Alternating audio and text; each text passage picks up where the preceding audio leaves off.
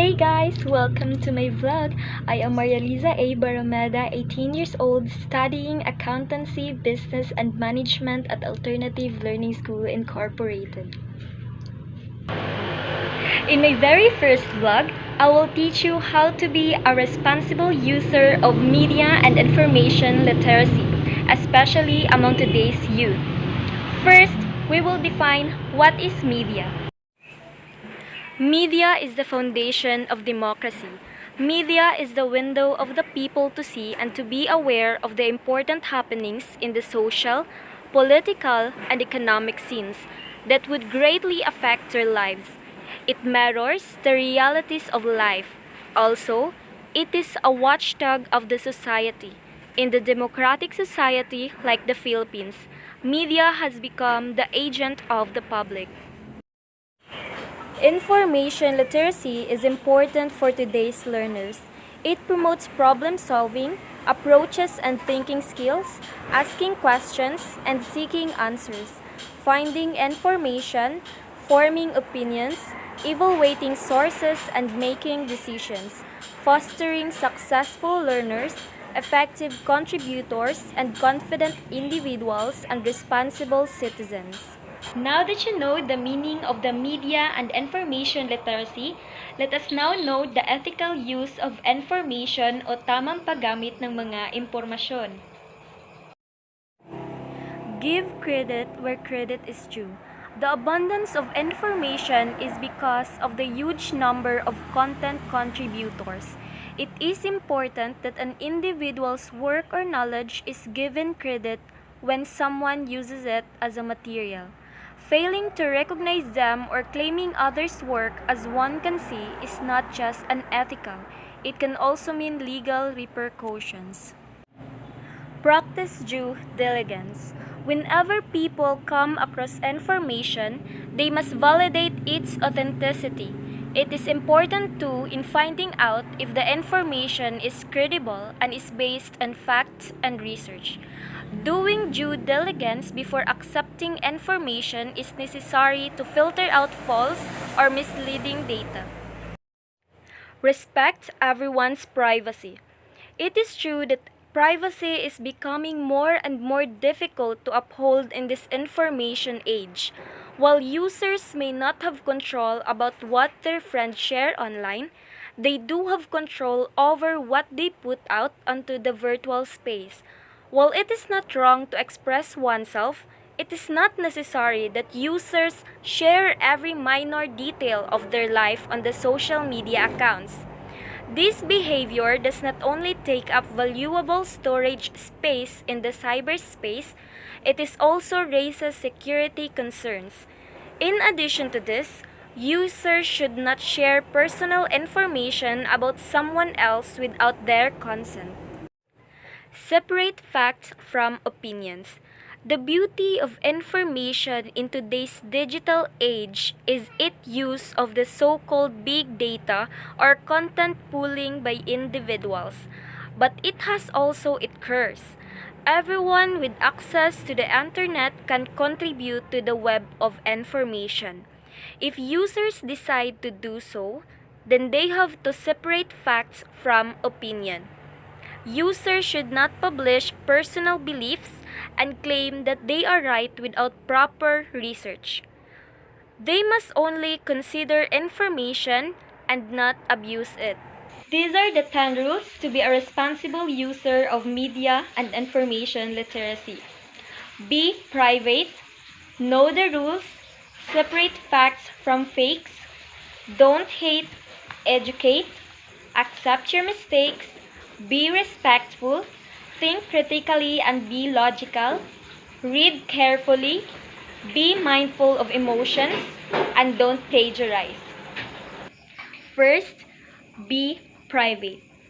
Be private as possible. A lot of people are using internet.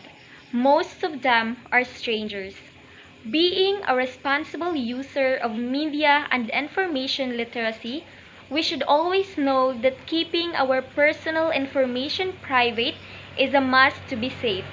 Huwag agad-agad maniwala sa mga taong hindi kilala, lalong-lalo na sa social media. Huwag agad-agad ibigay ang inyong mga personal na impormasyon sa mga taong bago nyo lang nakilala. Lalong-lalo na ang iyong mga password o mga account. Second, know the rules. Whether you are using classroom forums, Twitter, Facebook, or other sites, know the site rules and guidelines and follow them. Each community creates their own rules and they expect users to follow, which can usually be found in the site rule or About Us section. Alamin kung ano ang tama at mali at huwag padalos-dalos sa ating ginagawa. Third, separate facts from fakes. Media and information literacy has a lot of information.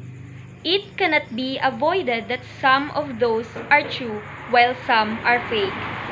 Being a responsible media, information, and technology user, it is our responsibility to separate the facts from fakes in order to avoid misunderstanding and unnecessary panics.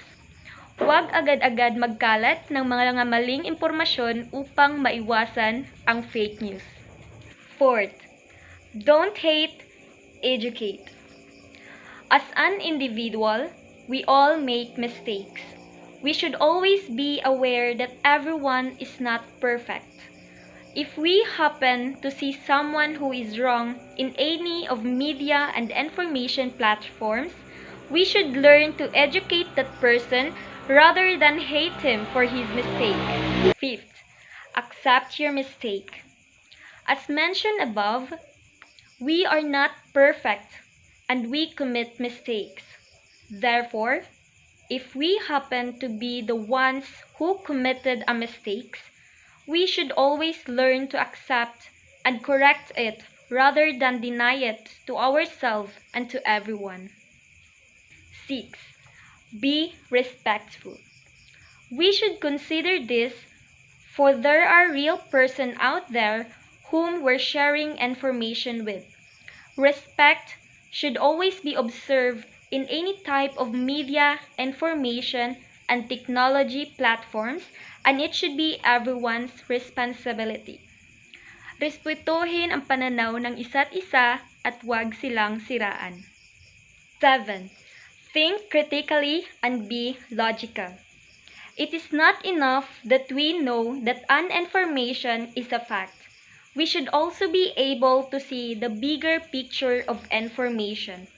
Just because it is true, it doesn't mean it is right. A responsible user of media information technology should be able to assess and evaluate information with logical thinking. Isipin mo nang mabuti ito bago ikalat ang impormasyon. Number 8, read carefully. Media and information literacy can sometimes be misleading.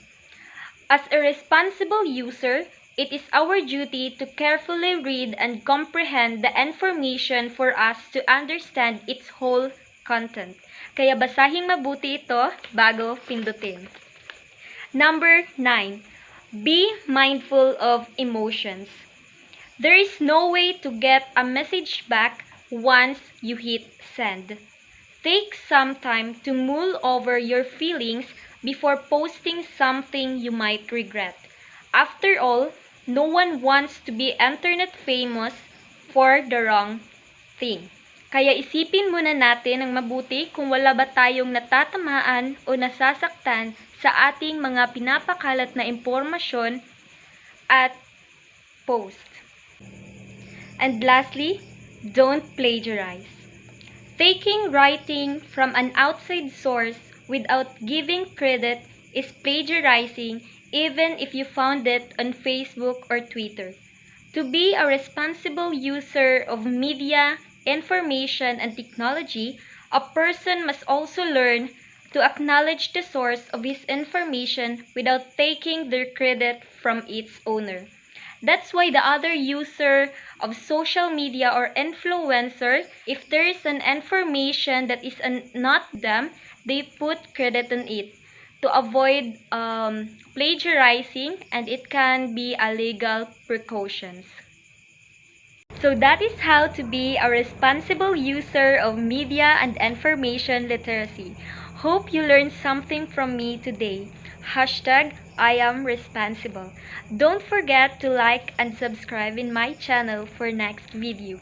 See you in my next vlog.